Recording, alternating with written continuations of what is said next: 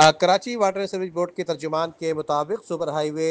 एहसन आबाद गत्ते की फैक्ट्री में जो आग लगी है उसके हवाले से फायर ब्रिगेड और रेस्क्यू 1122 ने वाटर कारपोरेशन से मदद तलब कर ली है, जबकि कराची वाटर सर्विस कारपोरेशन के सीईओ ने सफूरा हाइडेंट पर भी इमरजेंसी नाफिज कर दी है, जबकि वाटर कारपोरेशन ने जाए वकवा की जानिब से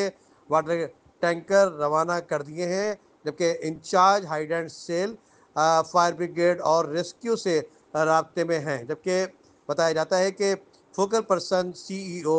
हाइडेंट सेल शहबाज बशीर भी जो है वो जाए वकवा पर मौजूद हैं, और इसके साथ साथ फायर ब्रिगेड को आतिशगी से निजात दिलाने के लिए, बुझाने के लिए जो है बिला तातुल पानी की फराहमी की जा रही है। वाटर कारपोरेशन फायर ब्रिगेड के साथ आग बुझाने के ऑपरेशन में भरपूर मदद कर रहा है। तर्जमान ने ये बताया कि